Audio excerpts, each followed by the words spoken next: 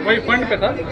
7 साल बाद फिर से चुनाव हुआ, सब प्रक्रिया हुआ, सब व्यवस्थित तरीके से हो रहा। सबसे ज़्यादा समस्या होगा फंड को लेकर, इस पे क्या बोलना चाहिए? फंड को लेकर के क्या समस्या होगी भैया? राज्य के मुखिया से लेकर के केंद्र भी चाहता है कि हर निगम सशक्त हो और मजबूत हो।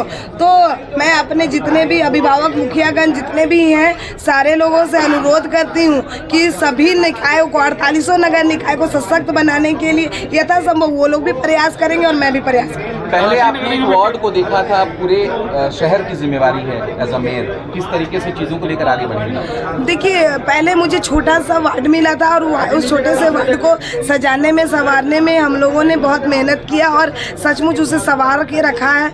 और आज पूरे राजधानी बड़ा परिवार मिल गया और पूरे राजधानी परिवार को सजाना है, ये दृढ़ संकल्पित होकर के आए हैं। कमेटी की बैठक कब करेंगी? जल्दी होगी, जैसे ही अभी शपथ हो गया है, हमारे डिप्टी मेयर मिल जाए, उसके बाद हम लोग दोनों बैठ करके और विचार करेंगे कि इसे कब करना है। अच्छा, राज्य में गठबंधन की सरकार है, आप मेयर चुनकर आई हैं, सपोर्ट आपको बीजेपी का था, ऐसे में किस तरीके से सामंजस्य बनाएंगी कि सभी चीजें एक साथ हों और शहर अच्छी तरह आगे बढ़े? देखिए, चुनाव में अलग अलग पार्टियों का समर्थन होता है, हर किसी की अपनी अपनी विचारधारा होती है, लेकिन जब विकास की बातें आती है तो हर कोई की प्राथमिकता होती है कि जनता को उसका जो हक है, जो अधिकार है वो मिले, और उसके लिए सब कोई कटिबद्ध है, चाहे वो मैं हूँ, चाहे सरकार हो, चाहे विपक्ष हो, हर कोई कटिबद्ध है।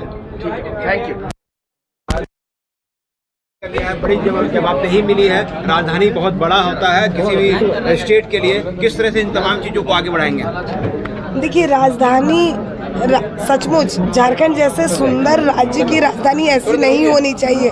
निश्चित ही उस राजधानी को कैसे संवारना है, सजाना है, एकदम अपने परिवार की तरह इस भावना से आई हूँ, ताकि इस राजधानी की दिशा और दशा बदलने में पूरे राजधानी वासियों के साथ, पूरे परिवार वासियों के साथ मिलकर कैसे सुधार सके, उसके लिए कार्य करने। ये चुनाव जो पूरी संपन्न किया है, इसमें आपका बड़ा अहम रोल रहा है।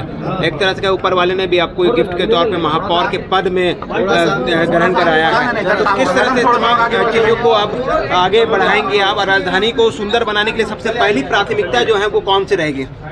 देखिए, धरती आबा बिरसा मुंडा की धरती पर हम लोग हैं और वो मेरे प्रेरणा स्रोत भी हैं। हमने कई बार उन्हें पढ़ा है और उनकी जीवनी के बारे में जब जानती हूँ और समझती हूँ तो वो हमारे आराध्य के रूप में हमने उनसे सीखा जितना है उतना करने का प्रयास करी हूँ। जिस तरह से देश की आज़ादी के लिए उन्होंने इतने कम आयु में जिस तरह से अपना बलिदान दे दिया, तो बस उन्हीं से प्रेरणा लेकर के समाज के लिए क्या कर सकूँ और समाज को कैसे गढ़ सकूं और समाज के लिए और समाज के उत्थान के लिए क्या कर सकूं, बस यही चिंता लगी रहती है और हमेशा उसके लिए ही प्रयास करते रहते हैं। राजधानी में सबसे बड़ा बदलाव महापौर, तो किस व्यवस्था के तहत किस जगह को बदलाव करना चाहेंगे जो सुंदर दिखे, अच्छा दिखे?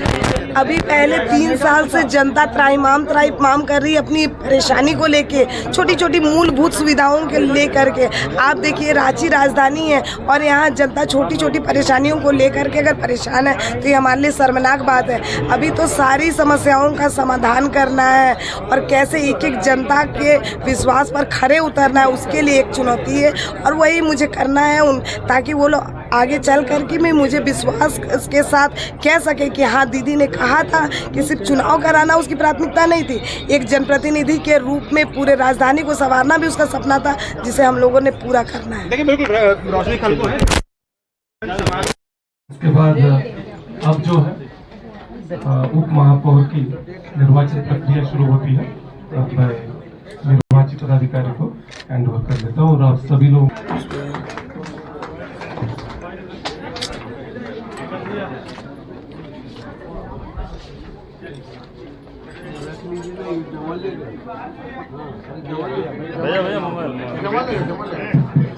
अब आप लोग सभी बाहर चले जाएं, कृपया सभी प्रेस के जो है वो बाहर चले जाएं। सिर्फ यहाँ जो हमारे पार्षद हैं वही रहेंगे और यहाँ